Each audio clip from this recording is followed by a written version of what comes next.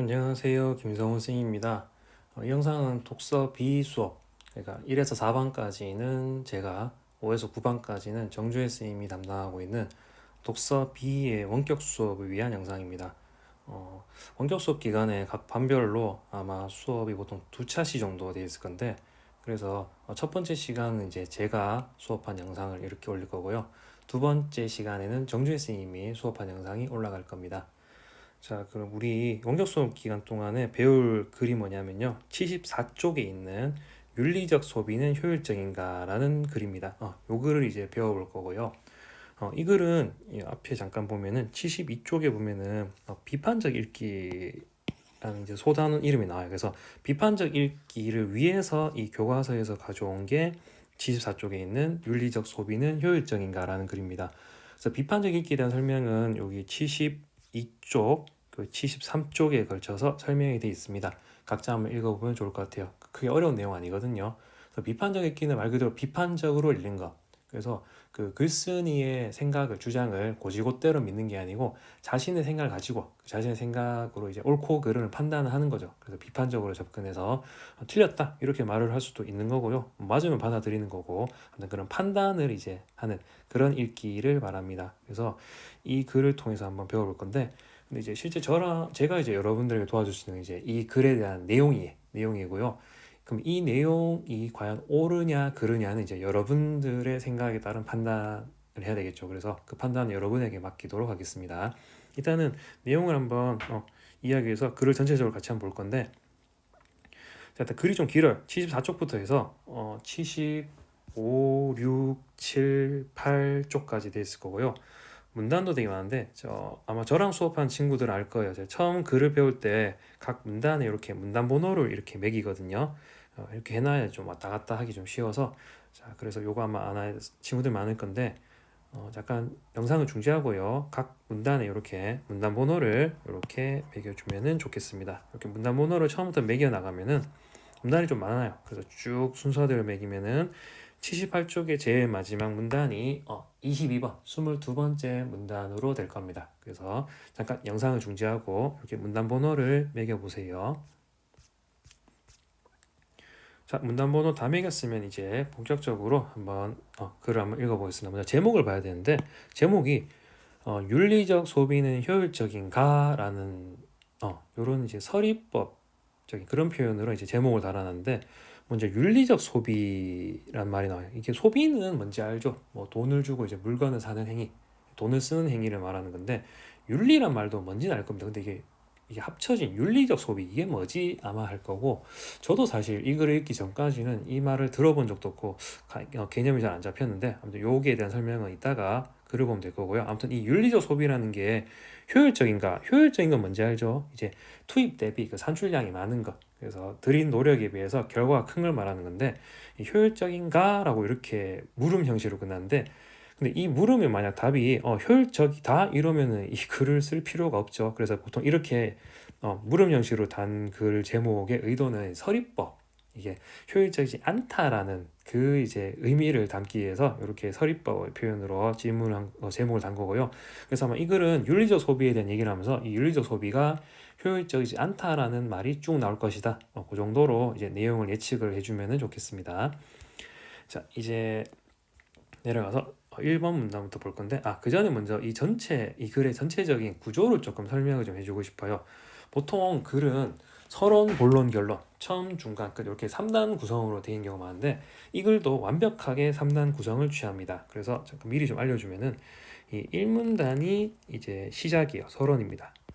서론이고, 그리고 쭉 넘어가서 마지막 페이지입니다. 78쪽에 마지막 4개 문단이죠. 19번부터 해서 22번 문단까지 요 4개의 문단이 결론에 해당해요. 그럼 당연히 요 사이에 있는 문단들은 이제 본론, 중간이 되겠죠. 그래서 이 글은 되게 구조가 명확합니다.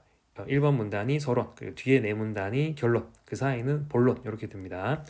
자, 먼저 서론부터 읽어보면서 한번 글의 내용을 한번 감을 잡아볼게요. 일단 제가 읽으면서 중요한 부분 밑줄을 그을 테니까요. 여러분들도 같이 한번 따라하면 좋겠습니다. 읽어볼게요. 윤리적 소비란 제3세계 생산자의 경제적 자립과 지속 가능한 발전을 위해 그들에게 정당한 대가를 지불하는 공정무역 상품을 사거나 인간, 동물, 환경에 해를 끼치는 상품을 사지 않는 소비자의 윤리적 선택으로 세상을 바꾸려는 운동이다. 좀 긴데 이 부분은 좀 중요하니까 형광펜으로 색칠을 좀 해놓을게요. 여러분도 표시 좀 해주면 좋겠습니다. 지금 이 네 줄은요, 윤리적 소비가 뭔가에 대한 설명인데 당연히 제목이 윤리적 소비는 효율적인가 나왔으니까 이 윤리적 소비에 대한 이해를 하는 거는 굉장히 중요합니다. 그래서 윤리적 소비의 개념이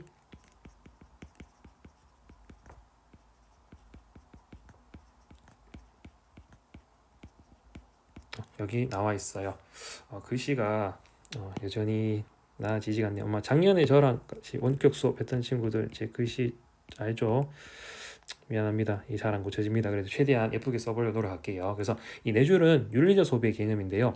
한번 좀 더 읽어볼게요.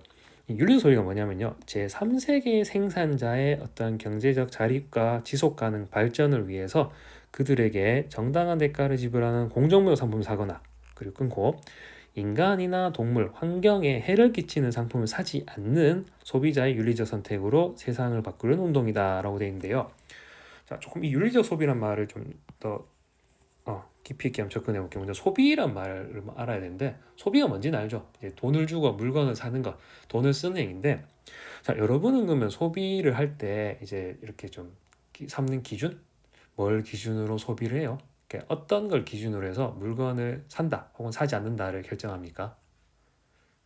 뭐 사람마다 근데 이건 크게 차이가 날 것 같아요. 당연히 어떤 물건이 나한테 도움이 되거나 혹은 뭐 물건 값이 되게 싸거나 이런 식으로 자신에게 도움이 되면은 소비를 하겠죠. 도움이 안 되면 이제 당연히 소비를 안 할 건데, 근데 이 그냥 소비는 그런데요.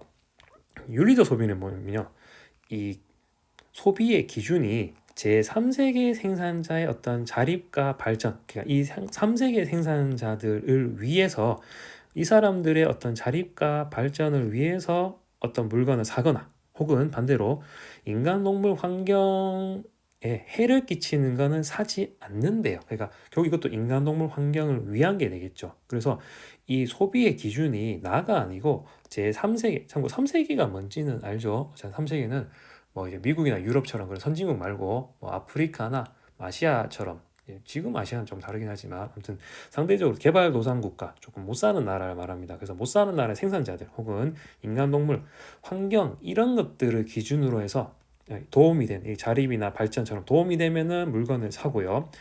해를 끼치면은 사지 않는 거예요. 그래서 자, 위에 조금 정리를 해볼게요. 그래서 윤리적 소비에 대한 말을 조금 더 보충 설명 좀 하면요. 이 말은 결국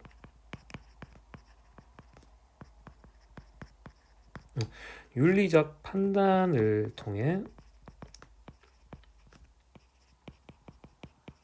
소비를 결정하는 걸 말할 거고요. 이 윤리적 판단이란 말도 윤리라는 게 원래 그 옳고 그름, 어떤 가치관에 따른 옳고 그름을 따지는 걸 말합니다. 그래서 요것도 조금 더 부연 설명을 하면요.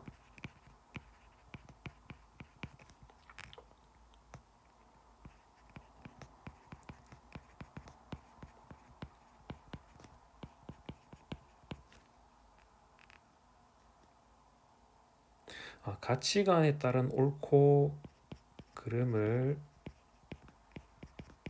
따지는 것. 그래서 이 자신의 가치관이 있을까? 그거에 따라서 이건 옳아, 이렇게 사는 게 옳아, 반대로 이거는 옳지 않아, 사지 말아야지, 그런 판단을 통해서 소비를 결정하는 게 윤리적 소비라는 겁니다. 감이 좀 왔을 겁니다. 자, 이어서 볼게요. 자, 그 다음 문장입니다. 이제부터 이어서부터 올 건데, 자, 이제부터 효율적 이타주의라는 관점에서 윤리적 소비가 과연 효율적인지 살펴보자. 특히 노동 착취 공장, 공정무역, 채식주의의 실효성을 하나씩 짚어볼 것이다. 결론부터 말하자면 윤리적 소비는 세간의 인식과는 달리 그리 바람직한 방법이 아니다. 이렇게 해서 1문단이 끝이 납니다. 자, 아까 줄거던 다음 문장 잠깐 볼게요.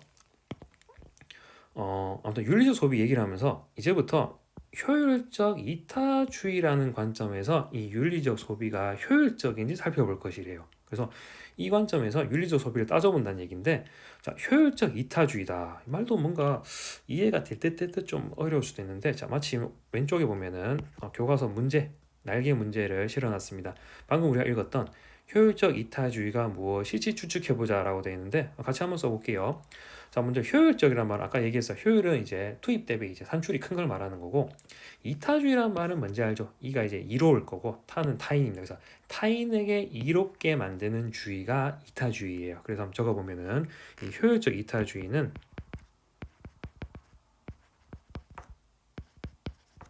효율적으로 타인의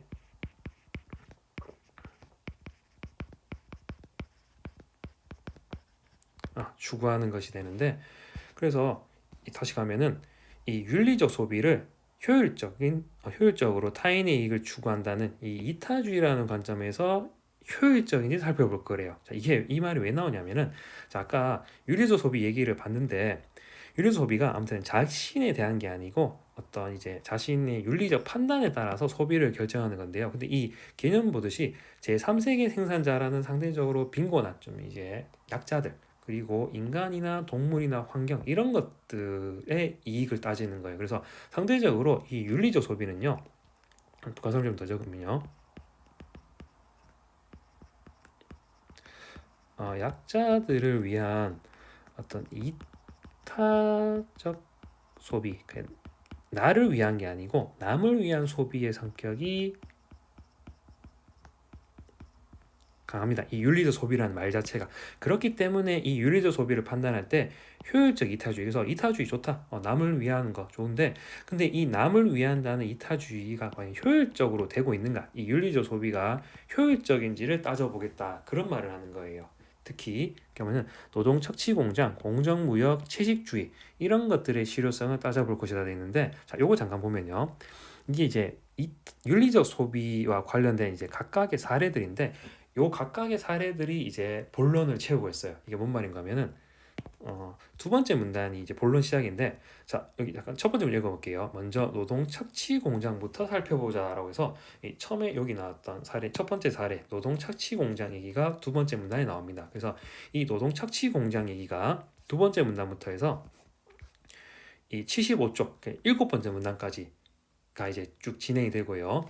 그리고 넘어가면 76쪽에 가면은 여덟 번째 문단을 보면은 공정무역을 살펴보자. 공정무역 얘기 나요. 이게 두 번째 사례죠. 그래서 공정무역에 대한 얘기가 이 76쪽 전체랑 77쪽의 14번째 문단까지 이까지 이루어집니다. 그리고 15번째 문단에 사례 세 번째였던 채식주의 얘기가 나와요. 채식주의 얘기가 여기서 15번째 문단부터 해서 마지막 페이지에 18번째 문단까지 이루어집니다. 그래서 이 본론 부분이 방금 첫 번째 문단, 이 서론에서 언급했던 노동착취공장, 공정무역, 채식주의 이 세 가지 사례들을 다 다루고 있습니다.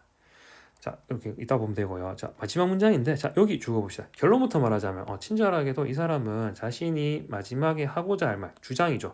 그걸 미리 말해줘요. 결론부터 말하자면 윤리적 소비는 세간의 인식과는 달리 그리 바람직하지 않다. 그래서 이 사람은 윤리적 소비에 대해서 별로 그렇게 긍정적인 입장은 아닌 것 같아요. 그리고 이 윤리적 소비가 바람직하지 않다는 건, 자, 이 사람의 판단 기준이 아까 나왔었죠. 효율적 이타주의였어요. 이게 효율적인가? 효율적인가 봤을 때 바람직하지 않다. 즉, 이 말은 효율적이지 않다.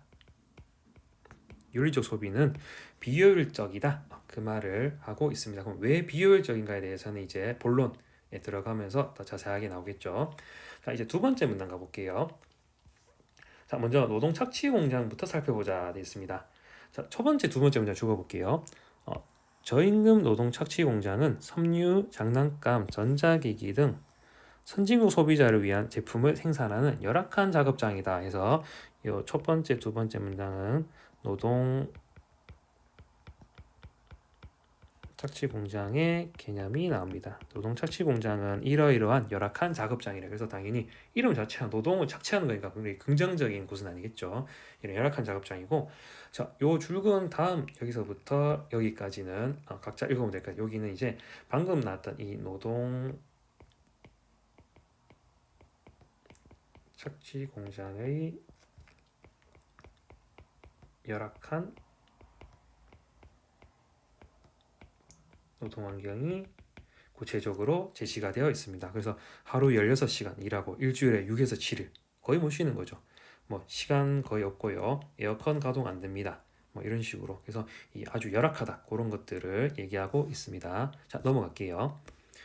자, 이제 세 번째 문단인데요. 자, 세 번째 문단 볼게요. 첫 번째 문장 중요한 점 볼게요. 자, 이처럼 열악한 노동 환경을 그냥 두고 볼 수 없어서 이곳에서 생산된 제품의 불매 운동을 전개하는 단체들이 제법 있다고 합니다. 있는데, 자, 열악한 노동 환경을 두고 볼 수 없어서 제품의 불매란 말 뭔지 알죠? 물건을 안 산다는 얘기예요. 자, 요 말 아까 나왔었는데 잠깐 돌아가면은, 자, 요게 아까 윤리적 소비 얘기할 때 인간 동물 환경에 해를 끼치는 상품은 사지 않는 것. 그러니까 이 윤리적 소비는 윤리적 판단에 따라서 사는 것도 있고요, 사지 않는 것도 윤리적 소비의 하나예요. 그래서 여기 지금 세 번째 문단에 언급되는 열악한 노동 환경을 두고 볼 수 없다. 즉 이거는 열악한 노동 환경이 뭔가 윤리적으로 어떤 가치 판단을 했을 때 두고 볼 수 없다, 부정적이다, 옳지 않다 이렇게 판단하는 거예요. 그래서 이 가치 판단에 따라서 물건을 사지 않는 거니까 여기 나오는 얘기는 전형적인 윤리적 소비 행동이죠. 그래서 윤리적 소비에 따라서 불매를 하는 단체들이 제법 있다고 합니다. 자, 계속 이어서 볼게요. 노동 착취 공장에서 제품을 생산하는 세계적인 대기업에 대한 반감도 덩달아 고조되고 있다. 열악한 노동 환경에 경악금치 못해 반대 운동에 나서는 것은 충분히 이해할 만하다. 이해할 수 있대요. 하지마. 딴 얘기가 나오겠죠. 자, 읽어보겠습니다. 이 공장에서 만든 제품을 사지 않는 것은 잘못이다. 즉, 이 공장에서 만든 제품을 사지 않는 것, 이게 불매였잖아. 이 불매는 잘못이다라고 해서 아까 나왔던 이 윤리적 소비에 대한 불매운동, 윤리적 소비에 대한 글쓴이의 주장이 나옵니다. 불매운동 잘못됐어. 윤리적 소비는 잘못이다. 이렇게 얘기를 하고 있어요. 자, 일단 계속 읽어볼게요. 자, 그렇게 하지 않았다면 어떻게 됐을까를 생각해보지 않기 때문이다. 여기까지 아직 감이 안 와요. 왜 잘못이라는지. 노동 착취 공장이 경제적 압력에 굴복해 문을 닫으면 기존 노동자들이 더 나은 일자리를 얻을 것이라고 짐작하기 쉽다. 과연 그럴까? 이렇게 해서 끝나는데, 자, 요것도 말 뉘앙스가 과연 그럴까? 그 말은 그렇지 않다는 얘기죠. 그래서 기존 노동자들이 더 나은 일자리를 얻을 것이라고 짐작하기 쉽지만 그렇지 않다라는 얘기가 아마 나올 겁니다. 그 정도도 역시 충분히 예상할 수 있을 거고요. 자, 계속 읽어보겠습니다. 네 번째 문단입니다. 자, 현실은 반대다. 그다음 읽어볼게요. 가난한 나라에서는 노동 착취 공장이 좋은 일자리래요. 아까 봤잖아. 노동 착취 공장 굉장히 열악한 환경이거든요. 근데 의외로 이 공장은 좋은 일자리래요. 자, 계속 읽어보겠습니다. 대안이라고 해봐야 저임금 중노동에 시달리는 농장 일꾼, 넉마주의 등 더 형편없는 일자리뿐이고 심지어 실직자가 되는 경우도 부지기수다. 기꺼이 일하려는 사람이 많다는 것은 노동 착취 공장이 상대적으로 좋은 일자리라는 사실을 방증합니다. 이들은 대부분은 자발적으로 노동 착취 공장을 택한 노동자들이며 갖은 애를 쓴 끝에 겨우 일자리를 얻은 사람들도 있다. 왜 추방 위험을 무릅쓰면서까지 열악한 노동 착취 공장에서 일하려고 하는지 선진국 사람들은 이런 현실을 이해하지 못한다. 이렇게 됐습니다. 그래서 네 번째 문단은 이 노동 착취 공장이 의외로 좋은 곳이래요. 그래서 요 내용이 이 노동 착취 공장에서 만들어지는 제품을 사지 않는 게 잘못이라는 거에 대한 뭔가 이제 관련된 근거가 되는데, 자, 이건 조금 이따 보고요. 자, 일단 오문단으로 일단 넘어가겠습니다. 자, 오문단으로 첫 번째 문장 좀 읽어볼게요. 자, 선진국에서 불매운동을 벌인다면 가난한 나라에 사는 빈곤층의 삶은 더 궁핍해진다. 불매운동 벌이면은 아까 얘기했잖아. 여기 주장 나섰죠. 제품을 사지 않는 것, 여기 불매인데 잘못이래요. 왜냐하면은 이런 불매운동을 벌이면은 빈곤층의 삶이 더 궁핍해지기 때문이에요. 그래서 이거는 아까 나왔던 글쓴이의 주장, 아까 위에 있었죠. 대한 근거가 됩니다. 더 궁핍해진대요. 그리고 이는 단순한 가설이 아니다라고 하면서 1993년 아이오와주 상원의원 토마킨, 그러니까 미국의 예를 들어서 오히려 이 불매운동이 가난한 나라의 빈곤층의 삶을 더 궁핍하게 할 거다라는 얘기가 쭉 나오는데요. 자, 여기 좀 길어서 여러분이 각자 좀 읽어보면 좋겠는데, 자, 이 부분은 아무튼 방금 나왔던 불매운동을 하면은 빈곤층의 삶이 궁핍해진다라는 이 근거죠. 이 근거를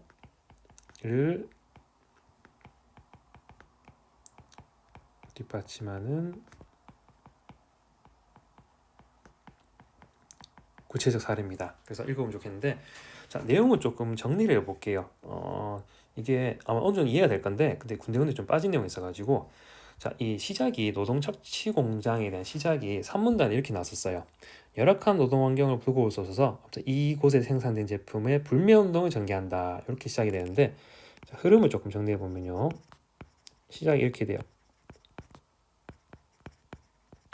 노동 착취 공장의 글자 크기 보이죠? 조금 더 키울까요? 제품을 불매하자. 이게 화제, 이게 화두고, 여기에 대해서 이제 글쓴이가 얘기를 하는데, 자, 이렇게 돼요. 이 불매하면은 어떻게 되냐면은 당연히 노동 착취 공장의 이익이 떨어지겠죠. 이게 이익이 떨어지면 당연히 여기에 속한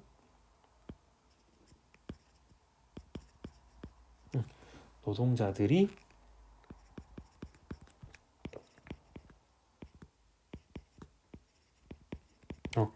해고가 됩니다. 요게 이제 세 번째 문단, 네 번째 문단에 나왔었어요. 그래서 노동 착취 공장이 압력에 굴복해 문을 닫으면, 이익이 떨어지면은 이 사람들은 더 나은 일자리를 얻을 것이라 생각이 싶지만 그렇지 않다는 내용이 나왔었거든요. 그래서 노동자를 해고되고요. 자, 아까도 나왔지만 특히 4문단, 5문단에 쭉 나왔지만 이 노동 착취 공장은 좋은 일자리예요. 이게 절대적으로 좋은 게 아니고 상대적으로 좋은 거예요. 그렇기 때문에 이 사람들이 노동 착취 공장에서 해고가 되는데, 그러면 이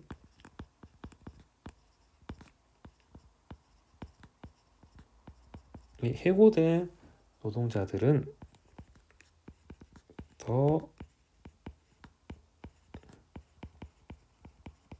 안 좋은 일자리로 가게 되고요. 그러면 당연히 노동자들의 삶의 질이 떨어지죠. 그렇기 때문에 결과적으로 제품을 불매하면 이러이러이러한 과정에 있어서 삶의 질이 떨어진다. 그렇기 때문에 글쓴이가 주장해. 이러이러한 과정이기 때문에 이 글쓴이가 주장한 게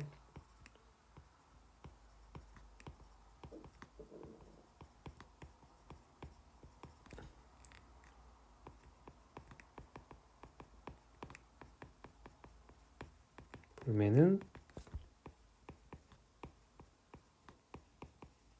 잘못이다 라는 글쓴이의 주장이 이렇게 나오게 되는 겁니다. 그래서 이 내용이 3에서 5문단까지 쭉 전개가 지워버렸네.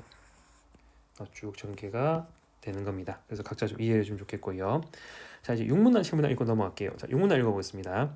자, 이 노동자들이 처한 가혹한 노동 환경은 가해 공부는 살만하다. 그렇다고 노동 착취 공장에서 생산한 제품 대신 국내 생산 제품을 구매하는 것은 해결책이 아니다. 역시 같은 말이죠. 그래서 이 노동 착취 공장 생산 제품 대신에 딴 걸 사는 게 해결책이 아니라고 합니다. 자, 7문단 읽어보면은, 자, 가난한 나라의 극빈 노동자들을 고용한 기업의 제품은 변함없이 사되 해당 기업의 공정한 근로 기준을 적용하라고 요구하면 어떨까? 여기 한번 적어볼까요?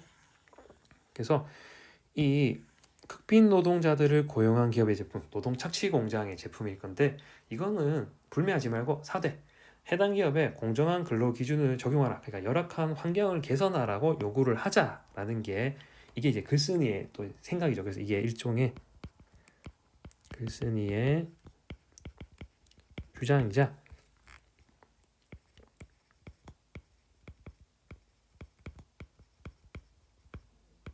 노동 착취 공장 문제에 대한 나름의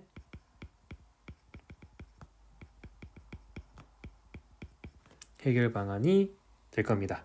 그래서 이 글쓴이 친절하게 그냥 비판만 하는 게 아니고 나름의 해결 방안까지 제시를 하고 있습니다. 자, 그래서 여기까지 해서 이제 노동 착취 공장에 대한 사례 첫 번째 걸 살펴봤습니다. 아직 끝나지 않았습니다. 하나 더 남았는데 좀 힘들죠. 저도 힘듭니다.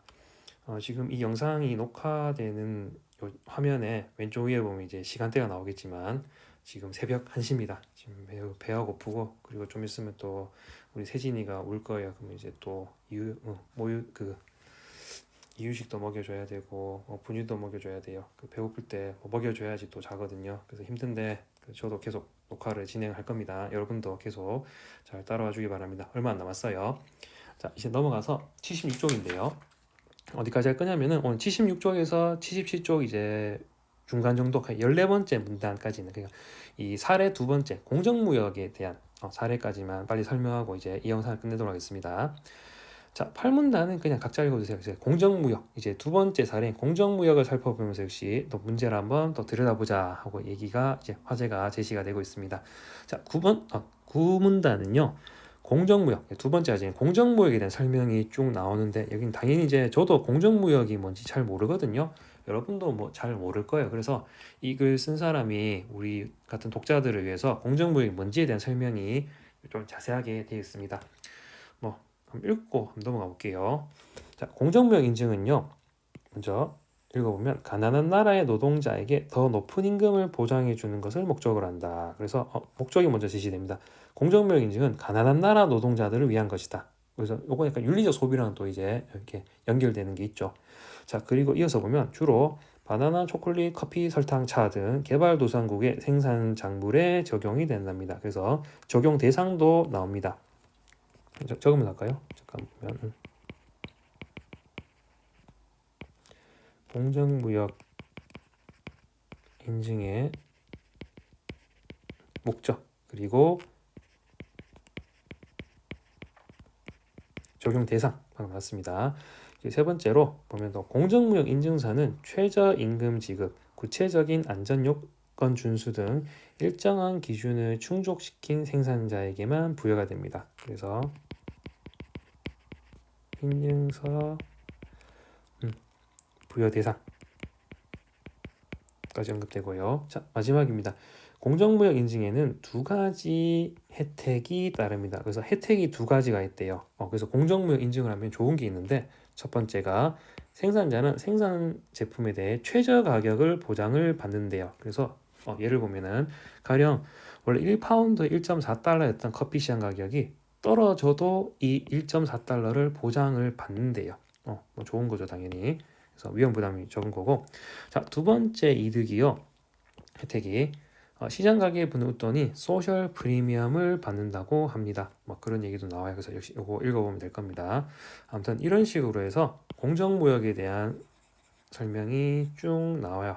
공정무역 인증의 목적, 적용 대상, 인증서 부여 대상 이런 걸 통해서, 아무튼 공정무역은 가난한 나라 노동자들을 위해서 하는 거기 때문에 역시 윤리적 소비의 일환으로 그 사례로 제시가 되어 있는데, 자, 이제 10번째 문단부터 그럼 이 공정무역에 대한 역시 글쓴이의 생각이 나올 겁니다. 읽어볼게요. 공정무역 인증마크가 처음 등장한 1988년 이후로 공정무역 상품의 수요는 급격히 증가하고 있다. 2014년에는 전 세계 공정무역 인증 상품의 매출이 69억 달러에 육박했다.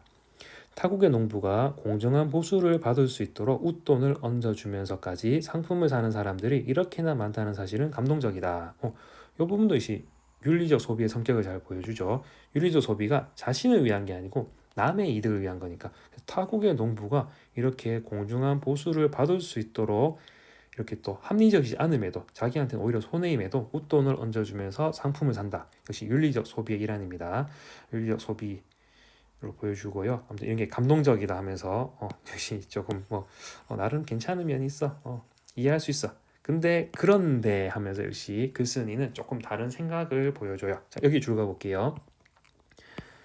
일반 커피보다 몇 달러 더 주고 공정무역 커피를 사면 가난한 나라 사람들에게 얼마나 도움이 될까? 객관적 증거에 따르면 실망스러운 수준이다. 이렇게 얘기를 해요. 즉, 이 말은 공정무역 인증 제품을 구매했는데 실망스럽다. 증거에 따르면 실망스럽다. 즉, 역시 도움이 될까? 도움이 안 된다. 이 말을 하고 있어요. 그래서 여기 이 부분 역시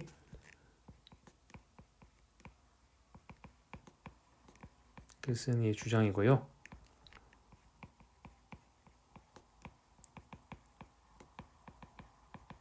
공정무역 인증 제품을 구매하는 것, 이게 윤리적 소비인데, 이 윤리적 소비인 공정무역 인증 제품 구매는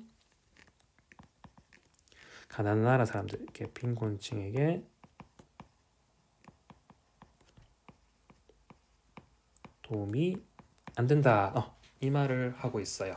자, 그리고 11번째 문단부터 그럼 왜 도움이 안 되는지 그 근거를 제시하고 있는데, 역시 친절하게도 이렇게 첫째, 둘째, 그리고 77쪽에 13번째 문단 셋째 이렇게 해서 총 3가지 근거를 이렇게 명시해 놨습니다. 참 읽어볼게요. 먼저 그럼 왜 도움이 안 되냐면요.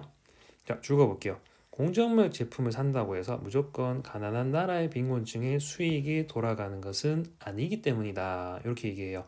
자, 계속 읽어볼게요. 공정무역 인증 기준은 상당히 까다롭다.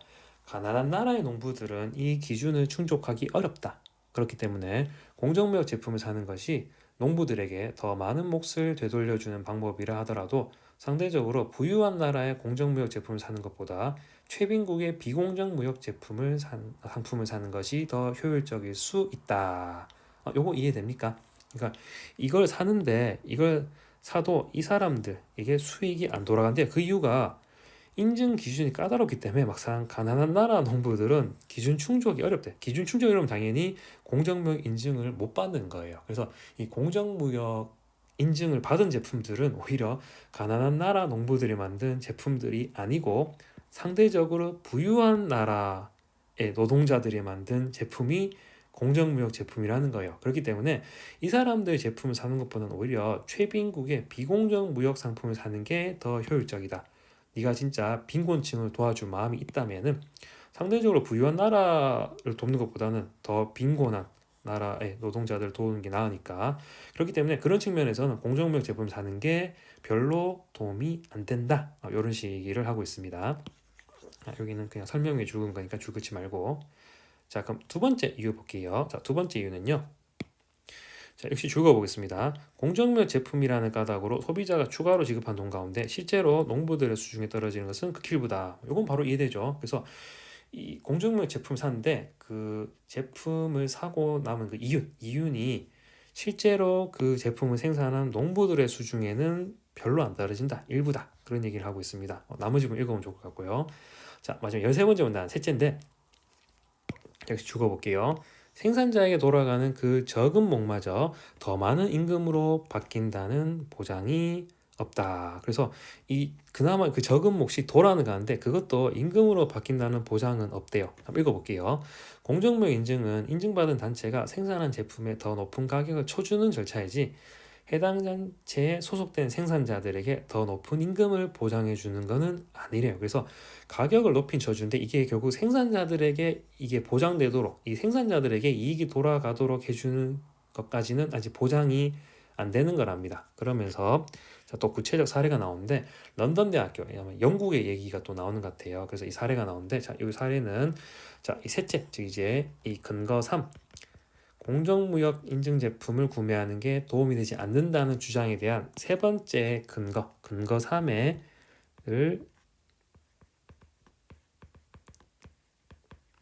뒷받침하는 구체적 사례, 영국의 사례입니다. 역시 이걸 읽어보면 될 것 같아요. 그래서 이런 것들을 통해서 아무튼 생산자들에 돌아가는 몫은 임금으로 별로 바뀌지 않기 때문에 도움이 안 된다. 공정무역 인증 제품 사는 게, 그런 말을 하고 있습니다. 자, 14번째 문단이 이제 정리가 나와요. 읽어볼게요. 자, 이쯤 되면 공정무역 제품 살 까닭이 없다. 그 사람, 이 글쓴이가 이렇게 주장했죠. 까닭이 없고요. 자, 기껏해야 상대적으로 부유한 나라의 노동자에게 아주 미미한 금액을 보태줄 따름이다. 그러므로 자, 여기 적어볼게요. 차라리 더 저렴한 상품을 사고 그렇게 절약한 돈을 비용 효율성이 높은 자선단체에 기부하는 게 낫다. 역시 아까랑 마찬가지로 요거는 글쓴이 생각입니다. 이자 이제 공정무역 인증 제품에 대한 이제 그 사는 건 별로 바람직하지 않다. 차라리 이걸 내라. 역시 나름의 해결 방안까지 얘기를 해줘요. 공정무역 인증 제품 사면은 아까 근거 1, 2, 3에서 봤듯이 부유한 나라 사람들에게만 도움이 되고요. 그마저도 되게 미미한 금액이래요. 그래서 효율성이 떨어진다는 겁니다. 그렇기 때문에 이 사람 말은 효율성이 높은 자선단체에 기부를 하라. 이게 아까 처음에 나섰죠. 그 기준 효율적 이타주의로 봤을 때 더 효율성이 높다. 더 많이 도움을 줄 수 있다라고 얘기를 합니다. 꽤 근거가 있는 좀 설득력이 있는 얘기 같습니다. 자, 요까지가 이제 오늘 수업 끝이에요. 이제 15번째 문단 채식주의 얘기부터는 정주혜 선생님이랑 다음 시간에 수업을 할 겁니다. 긴 시간 영상 본다고 매우 고생이 많았습니다. 자, 그럼 수업 여기까지 할게요.